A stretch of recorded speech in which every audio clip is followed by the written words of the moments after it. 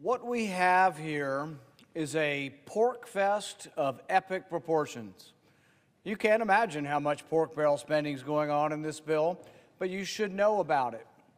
There are 6,000 earmarks in this bill. What's an earmark? An earmark is where a congressman or a senator says, hey, I've got this special interest. Maybe they're a donor, maybe they're somebody important in their area, maybe they're a relative.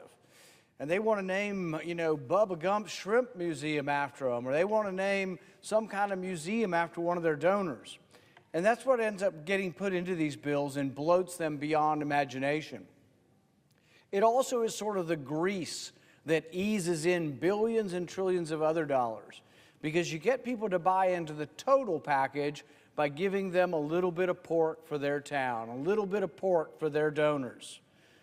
Pork barrel spending elicits the images of politicos with hands and fists stuffed with dollars, passing these out to the special interests, and that's exactly what it is.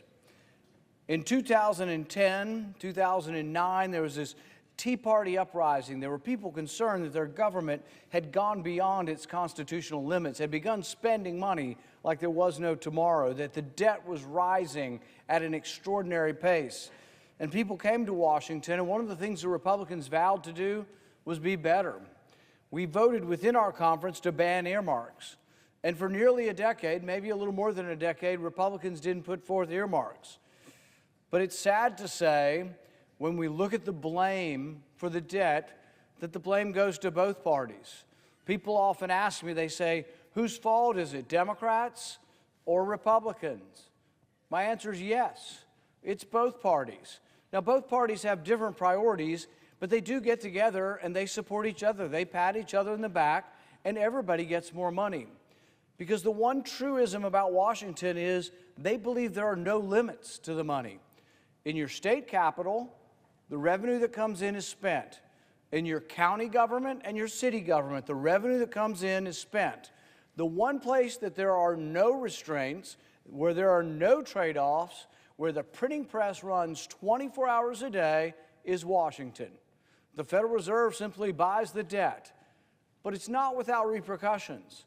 As the deficits spiral upwards, as the Federal Reserve prints more money to buy the debt, the value of your dollar goes down. Now, the people who get the money first are able to profit by the inflation before it trickles down to the regular working class. If you're a banker on Wall Street and you buy and sell the bonds, you get the money right when it's printed, the ink is still fresh, and you get to spend it on par. You get to spend the money while it still has 100% of its value.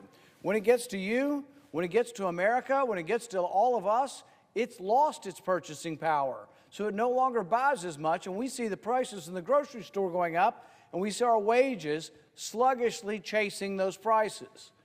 This is inflation. Inflation is the bait and switch of big government. People in big government from both sides of the aisle offer you something for nothing. It's a bait and switch. The emperor has no clothes. The emperor has no money. Your government has nothing to give you but borrowing. They borrow from the future, and they give you stuff. They give you these items. They glisten in the sun, and they are shiny objects, and they say, here, have this. More food stamps. You don't have to work for a living. Or if you're a corporation, they'll give you a special perk or a benefit. You get all of these things that are not supposed to cost anything. The cost is inflation.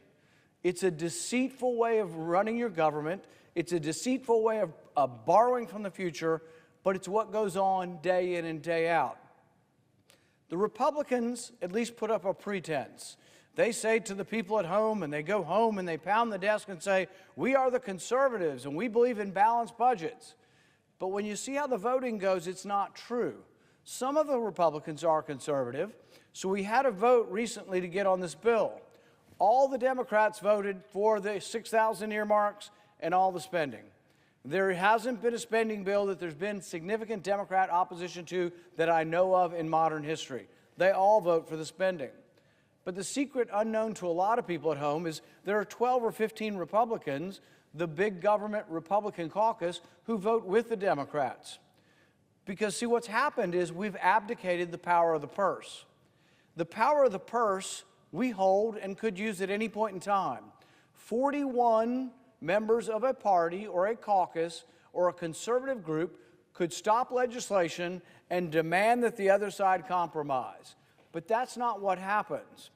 The conservatives can never muster 41 votes because there's 10 or 15 big government Republicans who side with the Democrats, and therefore there is really no power to the purse.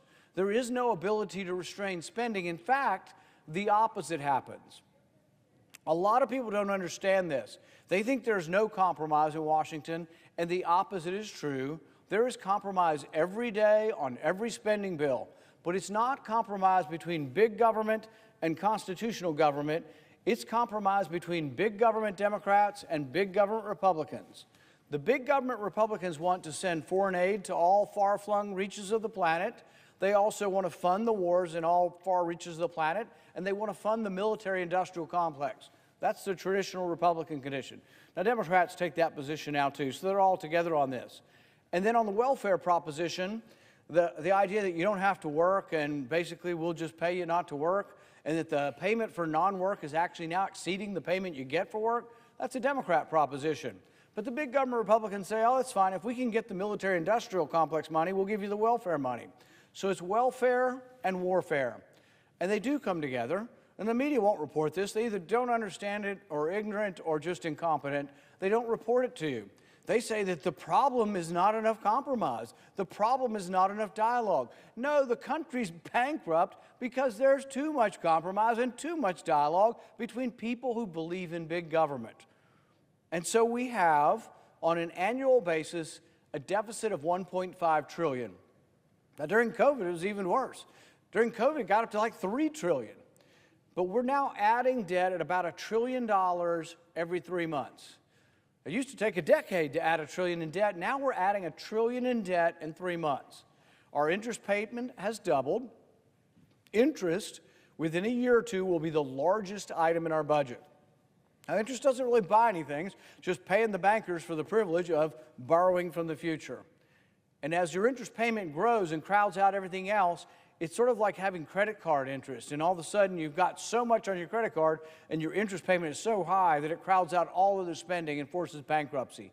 That's where we're headed. But we don't use the power of the purse because big government Republicans are really no different than big government Democrats. They all have come together and they have compromised. We get the warfare and the welfare state, and they're more than adequately funded. We spend about $6 trillion, and we bring in about $4.5 trillion. And you say, well, how long can that last? I frankly don't think much longer. We bring in $4.5 trillion. That's a lot of money. It's not like we would do nothing for people. We should do $4.5 trillion worth. People say, well, are you for no government? I say, no, I'm for what we bring in. We bring in $4.5 trillion. That's not a tiny government. I'd probably actually be for smaller than that, but I'd settle for, let's have $4.5 trillion worth of government. Let's have what comes in is what we spend. But if you put it in perspective and you try to say, what would $4.5 trillion buy of our government expenditures? How much would the tax base that we have pay for them? It's interesting. If you add up Medicare, Medicaid, Social Security, and food stamps, it equals about $4.5 trillion. The 4 entitlement programs, the big entitlement programs, would consume all of the money. So we vote on a budget every year, and you think that's all the spending. No, we only vote on a budget that's 1/3 of the spending. 2/3 of the spending is entitlements, and nobody ever votes on it. It's never reformed. If you touch entitlements or say anything about it, AARP will send out notes to all your constituents saying, tell them to take his hands off my Social Security. Even if your goal is actually trying to preserve Social Security for another generation by actually reforming it. And it's the only way it will last. I'll tell you the honest truth that nobody else will tell you. Social Security is going to have to rise in age. The eligibility, we did it once in 1983. The age rose from 65 to 67. We did it gradually, a couple months a year, over 20 years, and really once it was enacted, there weren't that many complaints. Do people love it? No. Do I want to raise the age? No. But if you want to preserve Social Security, you have to raise the age.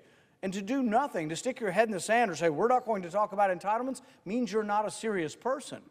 Because the entire budget that we vote on excludes all of the entitlements and is military and non-military. They call it discretionary spending. It's about 1.5 trillion.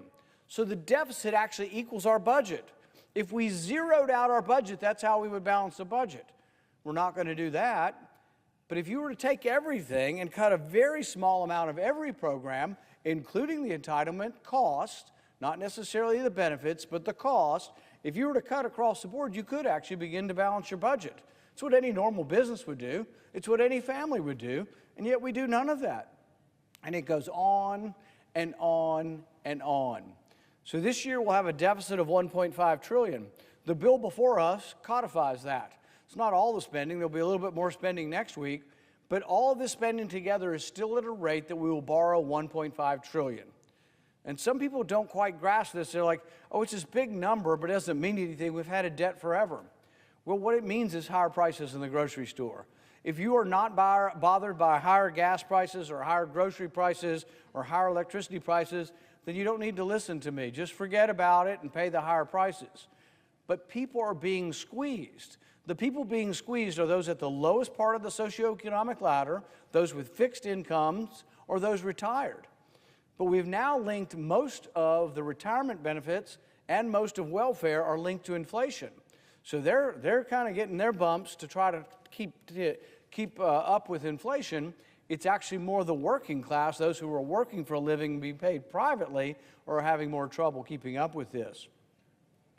This is the problem we face. But we add to this the parochial interest of letting people get stuff for their city or for their state or a bike path here or there. Our founders looked at this and they put it into our Constitution. Our founders said that spending and taxation should be for the general welfare.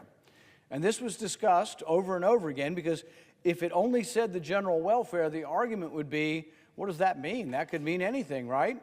But that isn't where they left it. They said that all spending and all taxation should be for the general welfare, and then they listed what they thought were the federal prerogatives or powers that applied to your general welfare. There were things like a national defense. We don't think it'd be very convenient or very efficient for each city in the United States to have a national defense or have their own defense, or each state. So we agreed that that was a federal problem. We agreed that commerce between the states shouldn't be interrupted. We agreed that the borders surrounding us should be, they aren't being currently, but should be a national concern.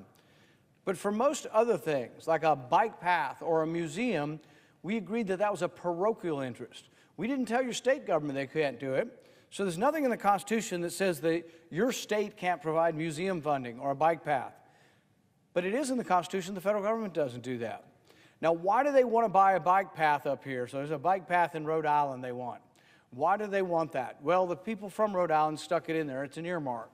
They want it so they go home and they can get their name put on the bike path, and then people love them because they act as if it was their money they brought back. Well, it's not. It's everybody's money, and it's not being spent constitutionally because it's being taken to Rhode Island, and nobody in the rest of the states authorized that through the Constitution.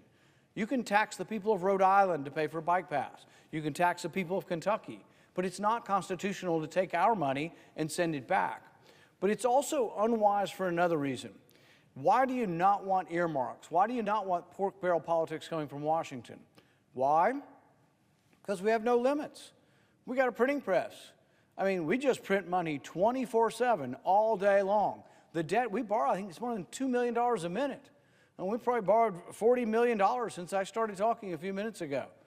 I mean, it's just out of control. But why do they want the bike path in Rhode Island to be paid for with U.S. tax money instead of Rhode Island tax money? Because Rhode Island only has so much money coming in. So does Kentucky, so does Texas, so does Tennessee. Now, states will borrow, but they typically have to borrow against some sort of capital or they have to sell bonds. We don't, we just borrow. It just goes out. We borrow from ourselves up here. States don't have a Federal Reserve for the most part, and cities don't. So you want the spending to be local. Why? Because your local mayor, your city council, your state legislature has to make a decision. So, for example, everybody wants something. Let's say that there are 10 roads in your town that you want to be paved or improved. And everybody kind of agrees, we need to improve these 10 roads, and you list them 1 through 10. But you've only got enough money to fund repaving 8 roads. Do you pave all 10 or do you repave 8?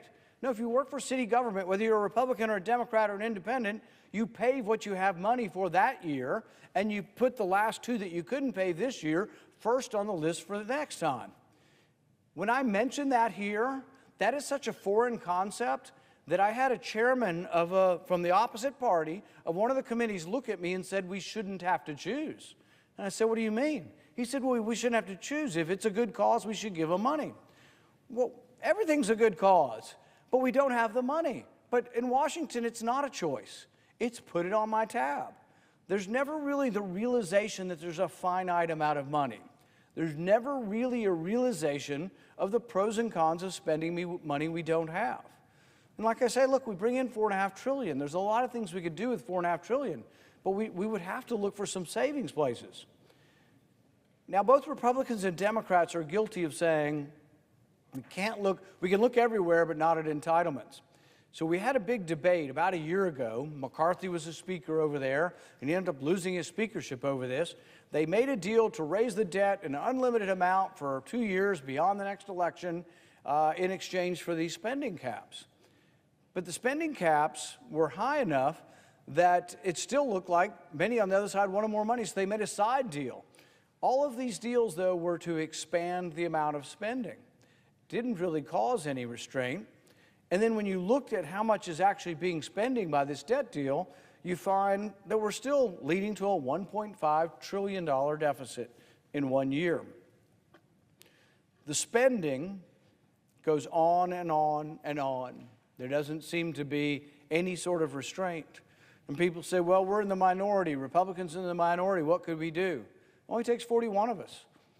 About an hour ago, we had a vote. If 41 Republicans would have said no, we would have exerted the power of the purse, and they would have had to compromise. Instead, we don't compromise conservative with liberal, big government with constitutional government. We compromise by the big government Republicans siding with the big government Democrats to spend more money. There is no conservative influence on the spending of money because it just goes out the door. It flies out the door, and it's printed up, and the debt is bought, and your prices at home go up. And this has been going on for a very long time. Our founding fathers looked at the general welfare clause and said that the money should be spent for the general welfare.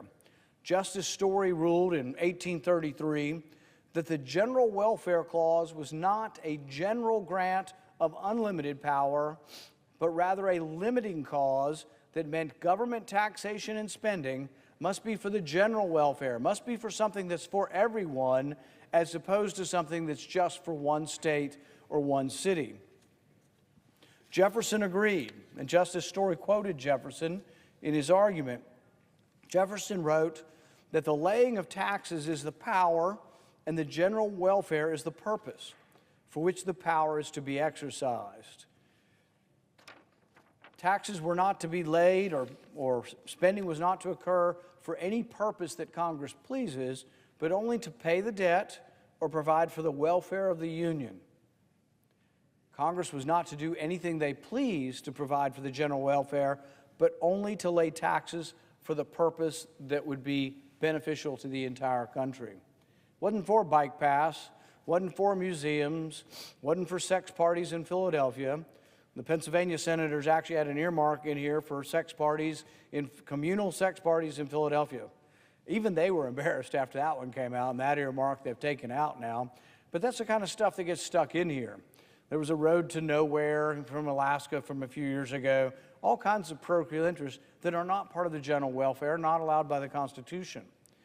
Madison reiterated this in the sense that he said that the money to be spent for the general welfare must be tied to one of the specifically enumerated powers from Article 1, Section 8.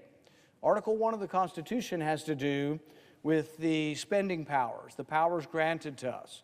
The 10th Amendment to the Constitution says those powers not granted to us are left to the states and people. So just because our federal government is not supposed to build bike paths doesn't mean your state can't. That's left to your state, and you can decide if you've got enough money to do it and how you want to spend your money. People have written that if the Constitution only said you have to spend for the general welfare but listed nothing else, that it could be interpreted that the general welfare meant anything. But because we said for the general welfare, and then we listed specifically the powers of Congress, the understanding is that the powers of spending for the general welfare are limited to the specific powers given to Congress. And we listed them. They wanted to be very certain that this wouldn't become an all-encompassing government taking all of our taxes, and government would become so huge that it couldn't be controlled. But that's largely what's happened over time, is that government has grown and grown and grown. William Proxmire was a conservative Democrat back when there used to be conservative Democrats. There really aren't any left. They've either become Republicans or gone extinct. But William Proxmire used to talk about spending in a way Republicans do now. And he would point out some of the worst spending. One of the things he pointed out, I remember, was a study about happiness. $50,000 to study what made people happy. Another $100,000 to study what made people fall in love. But my favorite one is this, and this was Proxmire's, one of his favorites, was $100,000 spent to study whether or not sunfish drinking tequila were more aggressive than sunfish drinking gin. So we did a study on fish to see which made them more aggressive, tequila or gin. This is the kind of insanity we live with. You think, well, maybe it got better over time. Maybe we instituted reforms and they quit wasting our money so much. I'll give you a recent example because the dollar is no longer worth as much. This is a recent example. I think it was $750,000 to study whether or not Japanese quail that are given cocaine, whether or not Japanese quail on cocaine are more sexually promiscuous than Japanese quail that are not on cocaine. This is the craziness of your government. So anytime you think, well, government's doing everything possible and we can't possibly cut one penny, remember what they're spending your money on. A lot of the worst waste from government comes from the National Science Foundation. And you say, well, certainly they put some reforms in place since they were studying what made people love each other or what made people happy. Certainly they put some reforms in place. No, they just give them more money.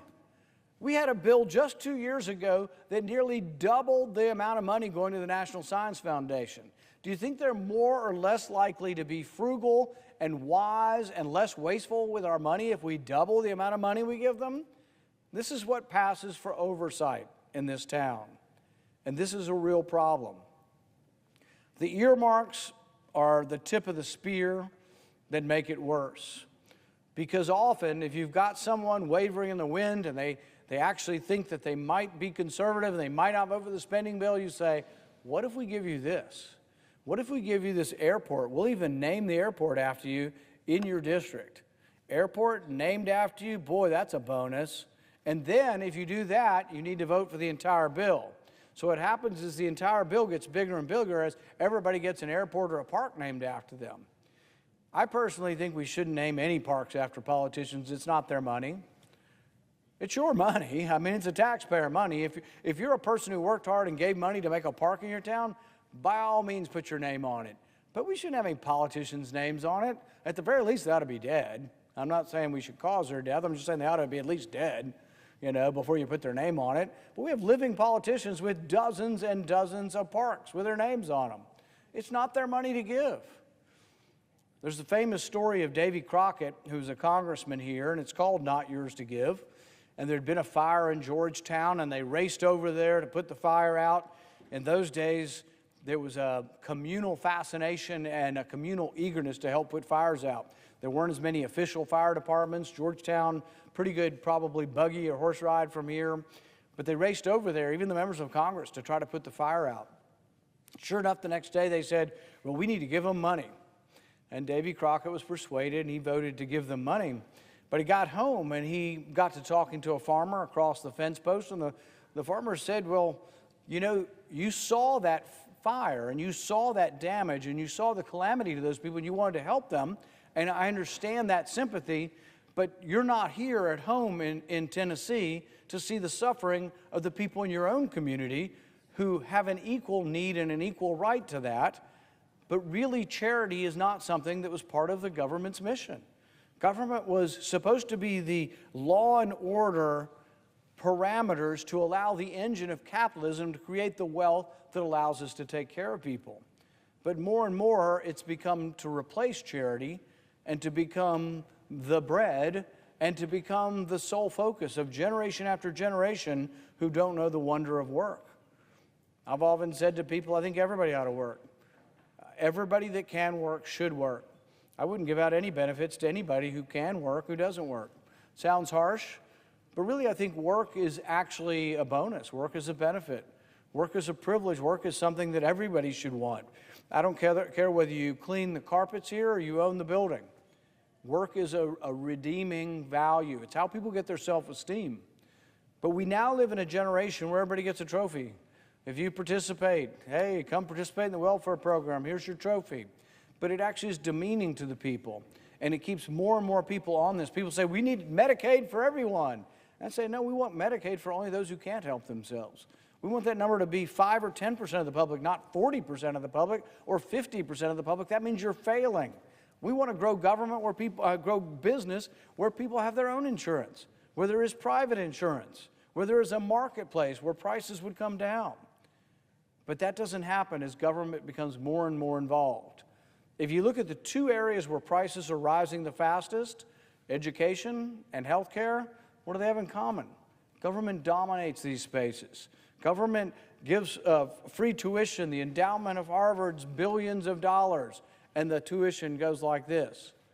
You would think there'd be some sort of semblance of competition, some sort of semblance of price competition, and there doesn't appear to be because the government subsidizes it. The same with our drug policy as well.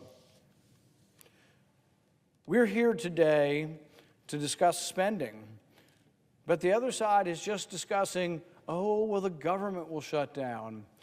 And I think that while I don't want the government to shut down, I think it's chaotic to have interruptions in government, I do think that there is an argument for whether or not keeping government open, spending money at the same level we're spending it, and causing the debt to rise at this same degree, whether keeping it open and borrowing so much money is actually good or bad for the country.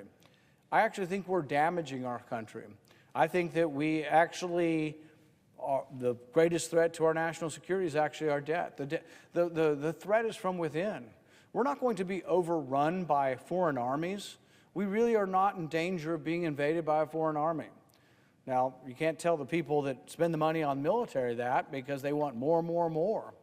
So when you look at the negotiations over the debt deal from last year, they first said that 2/3 of the spending entitlements wouldn't be touched. So how do you expect to balance your budget or do anything significant to your budget if 2/3 of the spending is taken off the table? So all the entitlement spending was taken off the table. We're not going to look at that. So the remaining third is what we vote on, the budget. When we have a budget, we haven't had one in years. I produce my own budget just for my office, just so we can actually have a vote on what a balanced budget would look like. But whether it's Republicans or Democrats, most of the time they don't even put forward a budget. We spend $6 trillion with no budget. Can you imagine a corporation of any kind of size spending that kind of money and having no budget? So 2/3 of the spending is entitlement spending. The remaining third is half military and half non-military. We call it discretionary spending. The budget we vote on is about $1.5 trillion. That's about equal to the debt. So if you eliminated all that spending, that's what it would take to actually balance the budget. But when we did this big debt deal about a year ago that people were saying was the greatest debt, the people who wrote it said it was the greatest thing since sliced bread, they said, well, we're not going to put any caps on entitlements. So 2/3 of the spending is rising at about 5 to 6% a year. This is the bulk of the growth of government. It's coming from the entitlements: Medicare, Medicaid, food stamps, and Social Security. Of the remaining third of spending that we vote on, half is military. Well, the hawks on the Republican side said, we got to grow the military, even though our military budget is bigger than the next 10 countries combined. We have an enormous military-industrial complex, but they said it's got to grow at 3%. So the entitlements are 2/3 of the spending. They're growing at 5 to 6%. And then 1/6 of the spending, which is military, is growing at 3%. So now we're looking at 16% of the government, the non-military discretionary budget. It's about $700 billion. And McCarthy actually made a decent point on this. He said, look, you don't want me to look at entitlements, they're going to go up. You don't want me to look at the military, it's going up. You want me to look at the non-military discretionary spending, 16% of the budget, and you expect me to do something with it. And I think his deal was a bad deal. It went along with just continuing the status quo. But his point was well made and well taken. If you don't look at all the budget, you really can't do anything with it. It's just going to keep growing and growing. If you take entitlements off the table and you say, we're not going to look at entitlements, you know, that's the fearful way of looking because you're afraid the people will be unhappy with you. But we have $1 trillion Medicare budget. Is there anybody in America that doesn't believe we couldn't save some money in that without actually cutting patient care? $1 trillion. If you talk to executives from hospitals or executives from big corporations and you tell them you have $1 trillion budget, is there no place that you could reduce spending? There's all kinds of improper payments in Medicare and Medicaid to the tune of hundreds of billions of dollars. There are problems of efficiency. There are problems that through leverage and size we could reduce costs. But it doesn't happen. And you ask yourself, why is government so inefficient? And I think the best way to look at it is Milton Friedman put it this way. He said that nobody spends somebody else's money as wisely as their own. That's the difference between government and the free market. If I ask you for $1,000 and we're going to put it all together and 50 people are going to give me $1,000, you're all going to think about what did it take to make that $1,000? What was the work and the labor expended into that? And what are the chances that I lose my investment? And you're going to make a heartfelt decision. It's not always going to be perfect, but if I ask you who's going to make the wiser decision, the person giving up $1,000 of their own money or a city councilman giving up $1 million of someone else's money, they can never have quite the same heartfelt feeling in the gut decision making if it's not their money. Nobody spends somebody else's money as wisely as their own. The other difference is this. When a business spends money, they get automatic feedback. They get every day a report. They get a report and it's a profit loss. They know where they're making money every day, every week. They can lose money for a while, but if they do, they have to make payments to the bank. They will have to adjust their practices. There's a constant feedback loop. Government doesn't have that. Government, in fact, has really the opposite. It may be a lag time of years, and really things can go on decades up here losing money. We can go on decades doing something that is horrific, and nobody figures it out, nobody ever changes it, or even reauthorizes it. I'll give you an example, and this has come up recently. The child tax credit. The Democrats love this. This is a refundable program. It's not really a tax credit. You get it if you show some effort to work, but you don't get your tax money back. You get somebody else's tax money. The problem with this program is 25% of the people getting the tax credit are cheating. It's a 25% fraud rate. There are people using the system who came into the country illegally, had a child here, and then they're putting the Social Security number down of the child who got here, even though they came here illegally. There are people putting fictitious names down, and the government will issue you a taxpayer identification number even if you don't have a child. 25% of the money is going out fraudulently, but about half of it's being refunded to people who don't pay taxes. And so it's an enormous welfare program. This is the problem. What we need to do is incentivize work.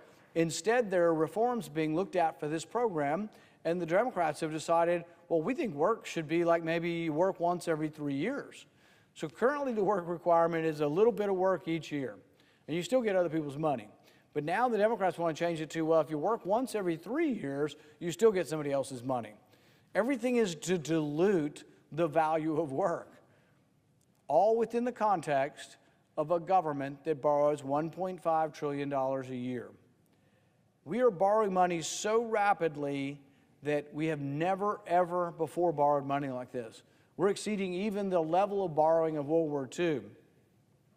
Am I the only one bringing this up? The chairman of the Federal Reserve, who is not typically seen as a partisan Republican or a partisan conservative, said that the problem of the debt is urgent. Jamie Dimon, head of one of the biggest banks in our country, Chase Morgan, said essentially the same thing about 2 weeks ago. Nassim Taleb, who wrote the book The Black Swan, saying the same thing. Various economists warning us that this is a predictable crisis coming. This is a slow-moving, but yet one of the most predictable crises in our history. The debt crisis, it's coming. You're already seeing the signs of it. You see the signs of it when you go to the grocery store. You see the rising meat prices. You see the rising gas prices. You see the rising electricity prices. It's not really the prices that are going up. It's the value of your dollar that's shrinking. It's basically they're inverses of the same principle, but the value of your dollar is shrinking because we print more dollars to pay for the debt. The debt is paid for by printed money, so the supply increases. We've been lucky probably for decade after decade. It's been somewhat of a scheme in a way. We are the world's reserve currency. So as we print up money to buy our debt, some of the people who buy our debt don't live here. China's got about $1 trillion worth of our debt. Japan's got close to $1 trillion. England and Europe have another $1 trillion. About a third of our debt is owned by foreign countries. So often when they buy our debt, the money doesn't necessarily circulate here. We also tend to import more than we export. So when we import goods, we pay foreigners with our dollars. The dollars often go overseas as well. You can go to the far-flung reaches of our planet, to small villages, and there'll be people trading in dollars. Why is that good? We give them our inflation. We've passed out our inflation. If all that money came home, we're chasing our goods, you might see 20% inflation at this point. But even as it exists now, realize that inflation is a hidden tax that hurts the working class and the poor the most. The rich can always do well. The rich, the expenses for the rich, it's a small fraction of their salaries. If you're working class or poor, it's most of your salary goes to your rent, to your mortgage, to your gas, to your electricity, to your food, to your clothing. And so as the pressure of the prices rise, wages struggle to keep up with it. But the people who get the money first, the people on Wall Street, the people who buy and sell the bonds, the people who then buy the equities and buy the stocks, they're getting the money first before it loses its value. They've been able to bid up the stock market, and the rich have gotten richer. And it's become harder and harder for the middle class. This is the bait and switch. Because your politicians, they run for office, and they promise you something for nothing. It's a scheme. It's been going on since the beginning of time. They will come and say, you don't want to work? Here's money for not working. Or you want money for the military-industrial complex? We'll give you this money, and it's free, and there are no repercussions to handing this money out. But there's just a delay or a lag time. What happens is the inflation is this hidden tax that you pay. It's not free.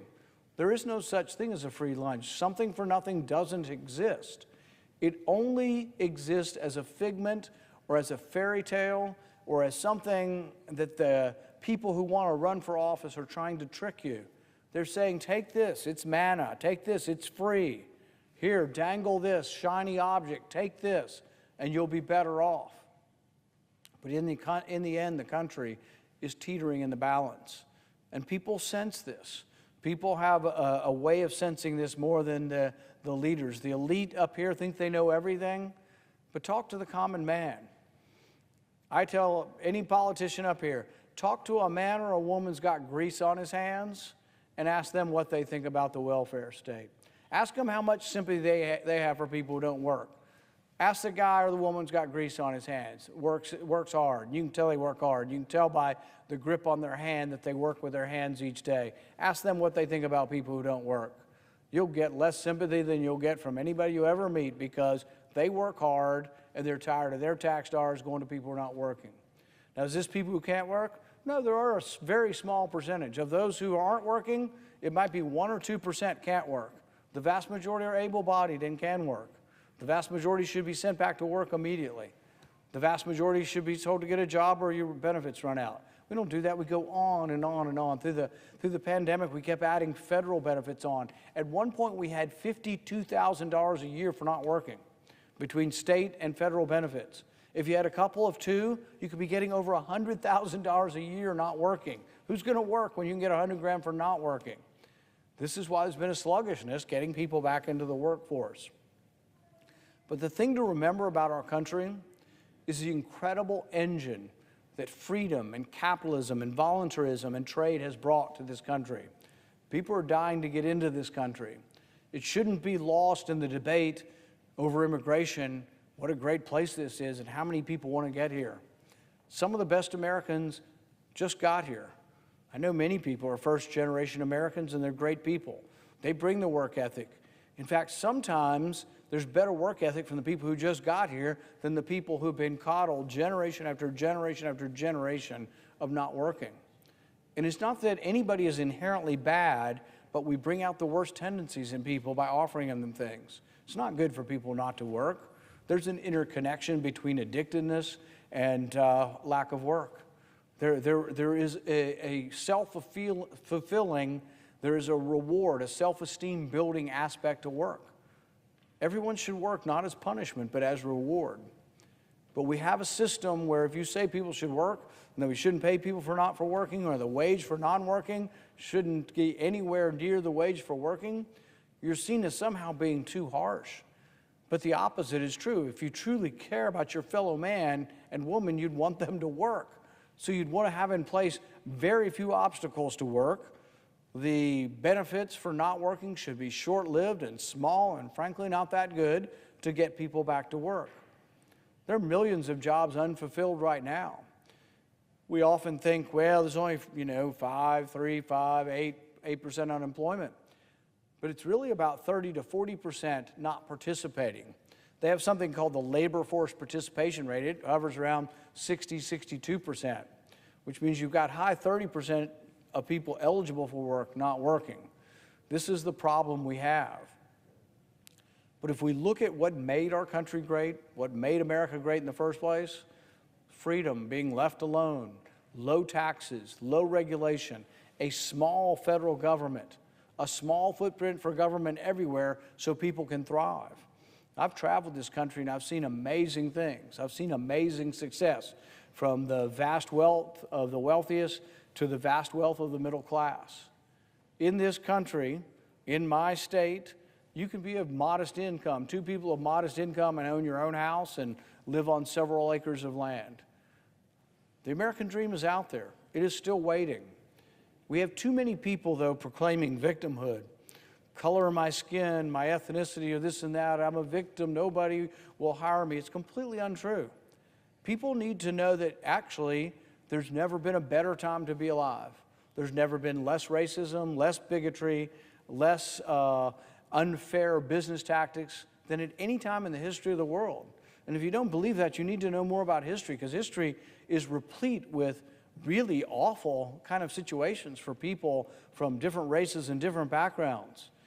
This is the best time ever to be alive. Don't let anybody tell you that there's not something great around the corner for you. You get a college degree, people want to hire you. They don't care the color of your skin, I promise you. There's not a publicly traded company in our country discriminating against people.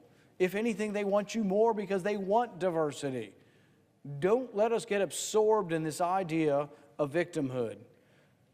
But we need to understand what made the country great, or there's not going to be all these jobs. There's not going to be this engine. This engine of prosperity is from letting people be free, leaving people largely alone, and keeping government out of their way. But it can't be a government that coddles us from cradle to grave. It can't be a government who says you can't have a gas grill. It can't be a government like California where they say everything causes cancer. My favorite is if you're home putting together a gas grill, which is an impossible task if you ever do it. Can sometimes take hours. Maybe that's just me. You're putting your gas grill together and you look at the warning signs on there. The warning sign will be, this gas grill is safe in every state, but it causes cancer in California. I mean, that's the kind of stuff we have. And unfortunately, they've been leading the way with stifling type regulations that then the rest of the country emulates until they run into problems with it. We now have people wanting to ban cars. They would have no internal combustion cars like within the next 10 years. Well, when you have mandates coming from elites who don't work, have never worked, don't know anything about work, never been to the grocery store, and they're telling you you can't drive a car, or that all the trucks are going to be electric within 10 years, you got people that are elitist that think they know best for you, but really what our country is about is choice. It's about freedom of choice. These are the same elitists who would tell you, oh, you all have to take a COVID vaccine. If you look at the science of taking a COVID vaccine, there is no indication for a COVID vaccine for young people, none. Zero, hasn't been from the very beginning. Most of Europe doesn't require for under age 12 or even suggest it for under age 12. If you look at parameters, usually you have to prove some kind of parameter to prove why you should take a vaccine. The vaccine in children, actually, and adults, doesn't stop transmission. They've all finally admitted this. The vaccine does not stop transmission, so it's not about you protecting other people, it's only about you. Now, there's still a question on hospitalization and death. If you look at targeted categories of people who might die from COVID, particularly back in 2020, 2021, over age 65, there was a reduction in hospitalization and death with the vaccine. I've admitted that from the beginning. But it varies wildly depending on your age. If you look at under 25, healthy and under 25, what you find is virtually zero deaths among healthy individuals. Unless you have an extraordinary problem, virtually zero death from COVID. So when they look at it and they try to say, does it improve things? It doesn't stop transmission. So that was the key to a lot of vaccines. They stop you from getting it. This one doesn't. But if you look at hospitalization and death, you can't find a difference because under age 25, it's virtually zero. The death is very close to zero, if not zero. The hospitalization very close to zero. And so you can't really prove it. So when I've challenged the so-called experts on this, they've said, well, we decided that kids should take it from 6 months on because they'll make antibodies. If you give them a vaccine, they make antibodies. And my response to Anthony Fauci was, I can give your kid 100 vaccines, he'll make antibodies every time. Doesn't mean he needs to be vaccinated 100 times. It's really supposed to be about efficacy in preventing disease. But this is the same sort of loss of belief in individual choice. The choice of whether or not you give your kid a vaccine should be yours. A lot of people don't realize this, but the CDC's Vaccine Advisory Committee and the FDA's Vaccine Advisory Committee suggested that only people at risk for COVID should end up taking the booster. It didn't suggest anybody under 65 really needed to take the booster. The Biden administration, though, came forward and decided they would make it 6 months based on antibody production. You can give any foreign protein or cause the body to make any foreign protein and you will make antibodies. That's not proof that you need something. If you want valid studies to know whether or not you should vaccinate your children, you would have to have a variable within the study that says, has my child been previously infected? Why? Because inoculation vaccines are basically based on natural inoculation. When you get COVID and you have an immune response, that's what a vaccine is trying to emulate. We now know by looking at the studies of this that actually those that were infected but not vaccinated compared to those who were vaccinated but not infected, you find that the chance of getting an infection again is much less than those who were naturally infected. Now, some have taken this to argue to say, oh, well, you just want people to be infected. And that's not true at all. That's ridiculous, and no one has said that or would say that.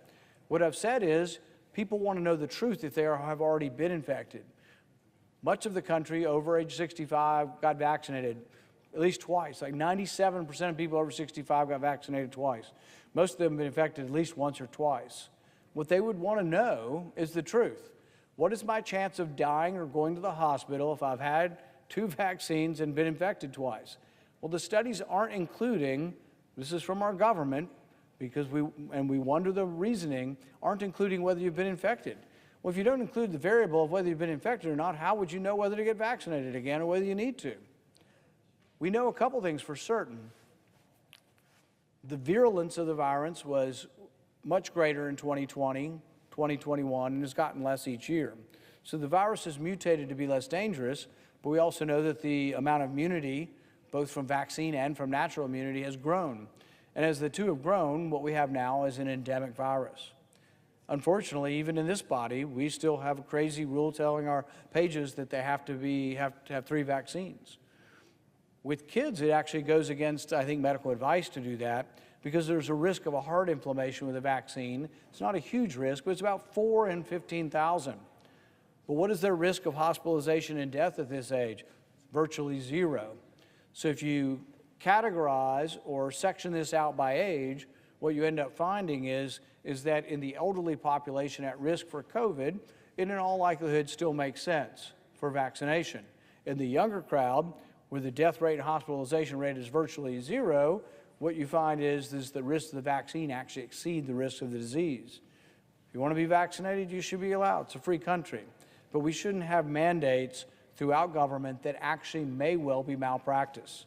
Most of Europe doesn't recommend vaccination for COVID for kids. Most of it doesn't recommend when you're sick you get vaccinated. I heard a story recently, and this is just bizarre in its nature, but has to do with the idea of submission. A man took his mom to the hospital in California. She was 83 years old, and she was very sick with COVID. They would not admit his mom to the hospital until she was vaccinated. She was sick with COVID, and they would not admit her till she was vaccinated. She's in the process of getting the worst inoculation you've ever seen. She's about to die, and they want to vaccinate her. The reason you don't do that, and the reason why it should be malpractice for these idiots to have done that, it's mandated by government. That's the first problem. But even the CDC, for a year or two, admitted that you don't vaccinate people while they're sick, and you don't vaccinate people within a couple of months of being sick because they've already got a significant immune response. And we know that the side effect of heart inflammation is an exuberance of the immune response. And so when someone's already mounting an immune response, you don't want to accentuate that. Most of the death in COVID, by the time you die from COVID, you are no longer testing positive. You are now dying from this overly exuberant immune response, this cytokine storm that is flooding your system and causing your blood vessels to leak fluid into the tissue of your lungs. It's a terrible situation, and a situation we can learn more. But the interesting thing as we went through the treatment for COVID that we discovered was the one thing that worked better than any of the newer drugs in almost anything was actually an old drug from the probably discovered in the 30s or 40s, and that was solumedrol or IV steroids. Had a 37% reduction in death among those severely ill. But when I asked some of the elites, when I asked Anthony Fauci about using IV steroids in March of 2020, his response was, we've tried that and it doesn't work. We're going to use remdesivir. And in the end, remdesivir may have helped, but there are a lot of people who have equivocations as to whether or not, in the end, that remdesivir was a great benefit. Ultimately, when we look at healthcare, we should let the individuals make their choice. I met a doctor this week from Maine who had her license removed simply because she chose to give alternative treatment. The alternative treatment, I'm not positive of the efficacy, but I do know that one of the alternative treatments that people were giving was already an off-label treatment for malaria. If you look at hydroxychloroquine, it was originally given for malaria, and then you looked at hydroxychloroquine, what its most common use now it's for rheumatoid arthritis. One of the brand names is Plaquenil, and I saw thousands of patients with this because we'd examine them to see if there was an eye complication. So a drug that's being used off-label was used off-label again, and they took this doctor's license away. We've been using drugs off-label for a long, long time. Sometimes they're used off-label because it costs so much to get an approval. It might cost billions of dollars to get an approval and to prove to the FDA to say it has this efficacy. Colchicine is another medicine like this that's been used in arthritis, severe arthritis of the feet. And colchicine's never been given the exact approval because of the money entailed that it would take to get that. As we look at this spending bill, and as we look at whether or not we should continue spending money like there's no tomorrow, I think it's important that we realize that this is a debt that's being passed on to the next generation. It's being passed on to the working class, the poor, and those on fixed income as we speak, but it's also being shoved on to the next generation. There's a lag time between the printing of the money, the spending of the money, and the rising of the prices. Now, for 2 years, we've been told by this administration that it is transitory, that inflation is transitory, and inflation has persisted. I think there's so much money that's been put into the system. When we had COVID, the entire economy was shut down. They passed out free checks to everyone. I thought it was a mistake then. We never should have shut the economy down. I don't think it affected really the transmission rate. If you look at the transmission rate and you look at the culprits of it, most of the deaths in the early stages came from group homes. In New York, nearly 50% of the people who died in New York died in group homes. Before we had the vaccine, there were some things we could have done. If we understood or at least appreciated natural immunity, one of the things you could have done early on when there was no vaccine would be have the people staffing the COVID wings be people who have recovered. I actually suggested this for the Secret Service guarding the president, that you should put Secret Service agents that already recovered from COVID as the primary people around the president before we had a vaccine. There are things that we could have done, but in discounting natural immunity and sort of acting as if it wasn't a thing, that it did not have potential, was a real disservice to people. It also was used to fire people. They fired firemen, policemen, doctors, nurses. It was kind of interesting. In the beginning, they're firing all these people for not having a vaccine, and in the end, they were letting doctors and nurses work with masks on who were still positive for COVID. In fact, when you look around this body and you see somebody with a mask, it's usually somebody that has COVID. So we kind of still do the opposite of what historically we would do. If you were sick or you had a disease, you stayed home. Now we tell people, oh, wear your cloth mask with your favorite sports team on it to work, and you can still go positive for COVID. The opposite of good sense. Good sense went out the window. But when we look at whether or not we can spend this money,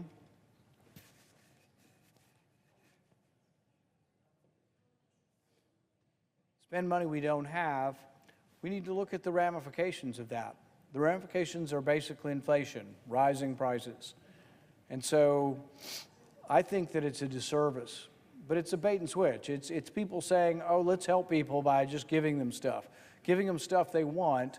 And when we give them stuff we want, we don't tell them there really is a hidden price, that the price will be inflation, that your steaks might cost $20 at the store, that gasoline will go up, that potatoes and vegetables, all of this stuff will rise, but maybe your salary won't rise as much.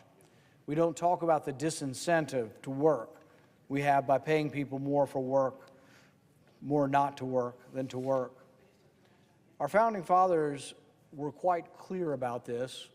Our founding fathers said that generalized spending from Washington should be for the general welfare. Shouldn't be for bike paths for Rhode Island, shouldn't be for an S&M club in Philadelphia, shouldn't be for some environmental alarmist museum that wants to ban gas grills in New York City. It was supposed to be about the general welfare, things that we all kind of agreed to. National defense, something we can't do city by city, protecting our borders. Those are things that the general welfare was to provide for. If you wanted other things, it was to be provided for by states and by localities and by charities. We got away from this, and as I say, we have gotten away from this, we're damaging our country. There's a rotten ruin that's coming from within, and that rotten ruin is threatening. It's threatening our very existence. There may come a time in which there is a panic, and the panic may be when people suddenly lose confidence. Right now, they say of the dollar is like the cleanest shirt in a closet full of dirty shirts. All the currencies of the world are dirty shirts. They all have their imperfections, and they all have inflated, and they all have leveraged their currencies. And they say, well, the dollar is the least bad of all these bad currencies, and that's been largely true. And the dollar's been the reserve currency, so it goes around the world to finance both sides of transactions around the world, and so it hasn't all come home. But there is always the possibility of a loss in faith. We are accumulating debt like no other country in the world. Most of Europe actually balances their annual budget. The fact that we don't, and the fact that our debt accumulation has risen, there may come a time in which there's a panic, in which the world says, no more, we're going to quit buying the dollar. Does it happen gradually, or does it happen suddenly? If it happens suddenly, what happens in the calamity of a dollar losing 25% of its value in a day, instead of 25% of its value over several years? These are my concerns, and I think that it behooves all of us to do something very simple, very practical, something that every American family has to do, and that is simply to spend what comes in. Doesn't mean we won't be able to help people who are poor, people who are hungry. Doesn't mean we won't have a military. Just means we can't be everything to everyone all the time. And there needs to be some limitations. And the limitations need to be basically, let's spend what comes in. It's a reasonable proposition for the American family. It should not be an unreasonable proposition for our country. I recommend that we say to this spending, we say to this deficit spending, no more. Let's make America great again by balancing our budget and being responsible with our money. Thank you, Mr. President. I reserve the remainder of my time.